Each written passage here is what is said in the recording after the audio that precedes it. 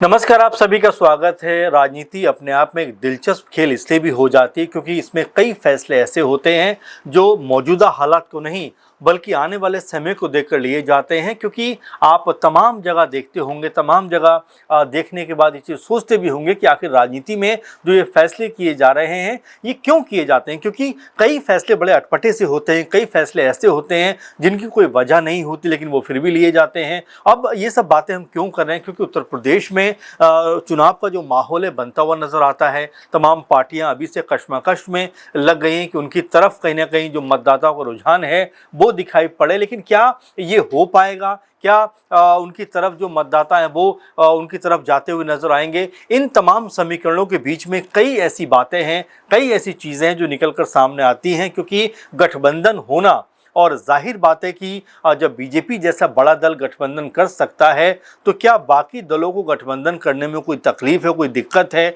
BSP की जो supremo है मायावती, वो कहती हैं कि भाई गठबंधन की ज़रूरत नहीं है, हम एकला चलो की नीति पर चलेंगे। अखिलेश यादव की बात करें तो वो कुछ दलों के साथ में तो गठबंधन करते हैं, मान लीजिए कांग्रेस पार्टी के साथ में है, लेकिन वहीं कुछ दल उनसे गुहार लगाते रह जाते हैं कि भाई हमें भी आप साथ ले लीजिए, हमें भी अपने साथ लेकर चलिए। लेकिन अखिलेश यादव उनकी तरफ पलटकर भी नहीं देखते। अब इनमें से अगर कुछ नामों का जिक्र करें तो एआईएम के अध्यक्ष जो हैं असदुद्दीन ओवैसी, वो लगातार इस कोशिश में रहते हैं कि इंडिया गठबंधन में या अखिलेश यादव के साथ में मिलकर चला जाए। वहीं आज़ाद समाज पार्टी के जो सुप्रीमो हैं चंद्रशेखर आज़ाद रावण, वो भी इस फिराक में रहते हैं कि इंडिया गठबंधन में उनको कुछ सीटें मिलती हुई दिखाई पड़ जाए तो वो आगे बढ़ें। लेकिन हर बार ऐसा देखा गया है कि अखिलेश यादव जो हैं इन दोनों को ही कहीं ना कहीं करीब लाने से बचते रहे हैं, या गठबंधन में शामिल होने से इनको कभी भी उन्होंने सहमति नहीं दिखाई। अब एक और मामला यहाँ पर निकल कर सामने आता है कि इस दफा के जो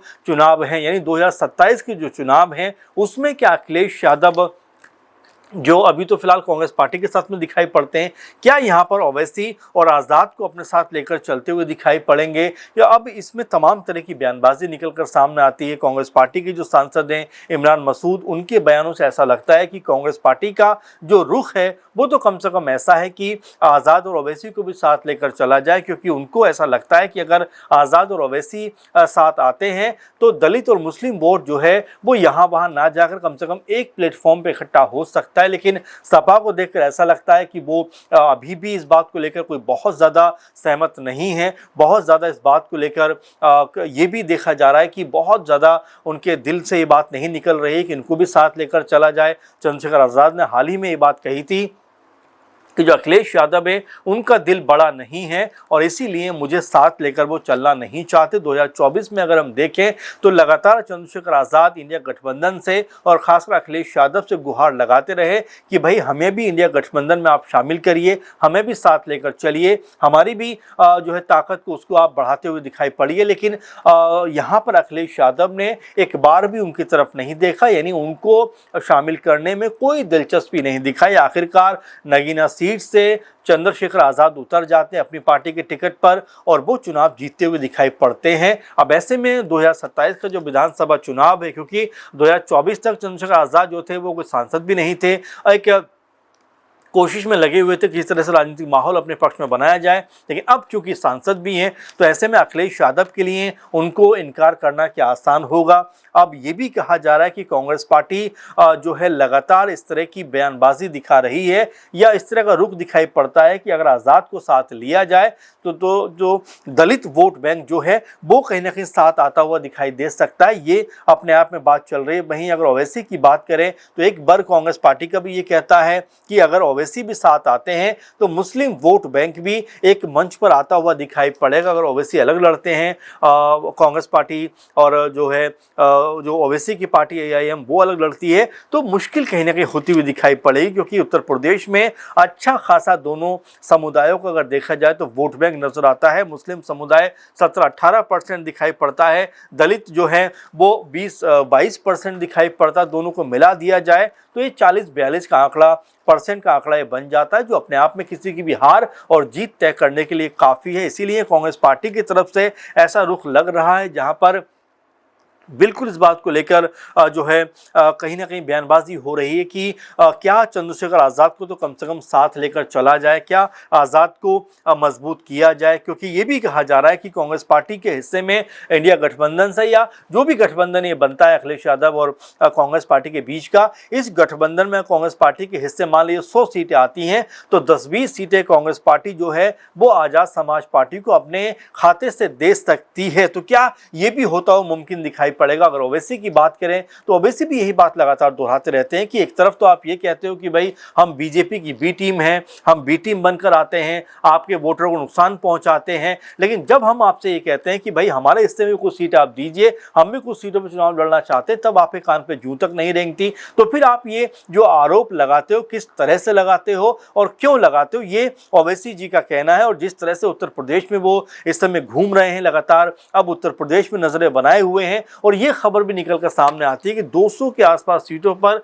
चुनाव जो है वो ओवैसी की पार्टी यानी AIM चुनाव लड़ सकती है। तो क्या ये होता हुआ दिखाई पड़ेगा? वहीं अगर आज़ाद की बात की जाए तो इस समय वो लखनऊ में दिखाई पड़ते हैं, वहां जाकर तमाम तरह से अपने जो प्रत्याशी हैं उनका चुनाव करते हुए नजर आते हैं। तो तैयारी सब लोग अपनी अपनी कर रहे हैं, लेकिन वो तैयारी क्या पुख्ता है, क्या तैयारी वो मजबूत दिखाई पड़ती है? क्या अलग अलग होकर चुनाव लड़ेंगे तो क्या मजबूत रह पाएंगे? अब जरा बीजेपी के एग्जाम्पल हम देखें, बीजेपी सबसे मजबूत पार्टी है, सबसे ताकतवर पार्टी है, लेकिन जिस तरह की घेराबंदी वो करती है, जिस तरह की किलेबंदी वो करती है, वो अपने आप में सीखने लायक चीज़ जरूर दिखाई पड़ती है जो राजनीति के लोग हैं। क्योंकि आप देखेंगे कि बीजेपी ने उत्तर प्रदेश के लिहाज से भी देखा जाए तो सुबह सपा के साथ गठबंधन किया हुआ है, जयंत चौधरी की पार्टी आरएलडी के साथ में वो दिखाई पड़ते हैं, अपना दल एस के साथ यानी अनुप्रिया पटेल के साथ में वो नजर आते हैं। तो जाहिर बात है कि जब आप ताकतवर बनते हो तो साथ में बाकी दलों को भी लेकर चलते हो। बिहार में देखा जाए तो अच्छा खासा कुनबा बीजेपी के पास में दिखाई पड़ता है,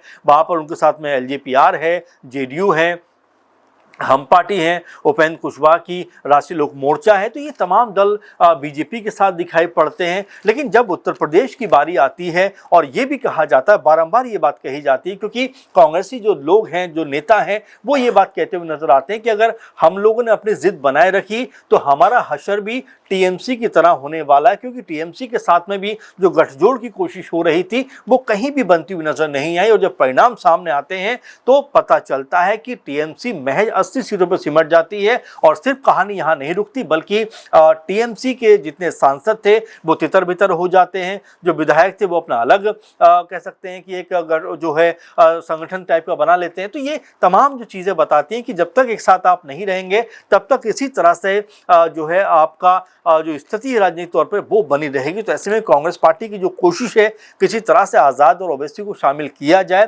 क्या वो अखिलेश यादव की समझ में आ सकता है? अखिलेश यादव की तरफ से ये भी कहा जाता है कि देखिए ऐसा नहीं है कि हम इसके खिलाफ है, बल्कि हमने जयंत चौधरी और राजभर के साथ में 2022 में गठबंधन किया था, अच्छी खासी सीटें दोनों को दी। OP राजभर को हमने 18 सीटें दी, जयंत चौधरी को हमें 33-34 सीटें दी, और जैसे ही दोनों चुनाव जीतते हैं 8-9 सीटें जयंत चौधरी जीत जाते हैं, 5-6 सीटें जो हैं वो OP राजभर जीत जाते हैं। और जब चुनाव के परिणाम सामने आते हैं तो बहुमत नहीं आता, और जब बहुमत नहीं आता है तो दोनों ही दल जो है वो बीजेपी के साथ जाकर शामिल हो जाते हैं। तो ये इसीलिए शायद अखिलेश यादव थोड़ा सा असहज हो जाते हैं कि जिन दलों को वो सपोर्ट करते हैं, सहारा देते हैं, वो कहीं ना कहीं आगे चलकर उनके लिए परेशानी का सबब बनते हुए नजर आते हैं। क्योंकि ये भी देखा जाता है कि अगर मान लीजिए ओवैसी और आज़ाद की पार्टी उत्तर प्रदेश में मजबूत हो जाती हैं, 4-4, 5-5, 10-10 सीटें जीत लेती हैं, तो इससे कहीं ना कहीं सपा का आने वाला जो भविष्य है उसको खतरा उत्पन्न हो सकता है कि जिन लोगों को वो इस्टेब्लिश कराने में मदद करते हैं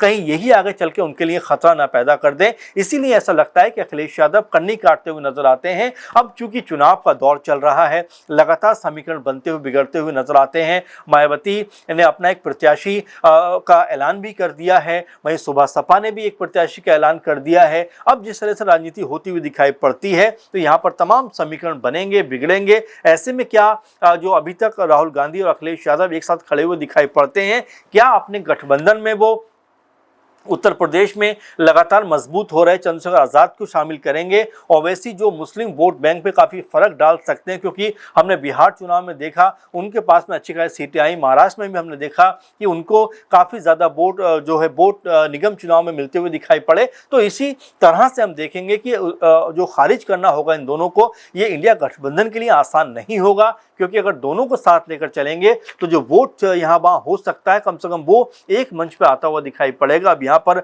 अखिलेश यादव, राहुल गांधी किस तरह का फैसला करते हुए दिखाई पड़ते हैं, उत्तर प्रदेश के लिहाज से क्या कह सकते हैं कि जो गठबंधन है वो यहाँ पर बड़ा होता हुआ दिखाई पड़ेगा, और क्या अभेद किला कहीं ना कहीं जो कांग्रेस पार्टी बनाने का सोच रही है कि किसी तरह से ओवैसी और आज़ाद अगर आ जाएं तो मुस्लिम और जो दलित वोट बैंक है वो भी उनके पाले में आता हुआ नजर आएगा, और कहीं ना कहीं पार्टी जो है इससे मजबूत दिखाई पड़ेगी। तो ये तमाम तरह के समीकरण बन रहे हैं। अब क्या आने वाले दिनों में कुछ ऐसा ही होता हुआ दिखाई पड़ेगा? कई तरह के सवाल हैं, कई तरह की जिज्ञासाएं हैं, लेकिन चूंकि अभी चुनाव थोड़ा दूर है तो अभी ये नहीं कहा जा सकता कि जो निर्णय अभी हो रहा है ये आने वाले 3-4 महीने के बाद भी वैसा ही रहने वाला है, क्योंकि बहुत सारे फैसले जो हैं वो समय के अनुसार किए जाते हैं। अब क्या आपको लगता है कि क्या वाकई में अखिलेश यादव जो हैं यहाँ पर आज़ाद और ओवैसी को अपने साथ आने का जो है मौका देंगे, या यहाँ पर जस की तस जो स्थिति है वो बनी रहेगी? अपना कमेंट ज़रूर करिए। फिलहाल इस प्रोग्राम में इतना ही। आप लगातार जुड़े रहें।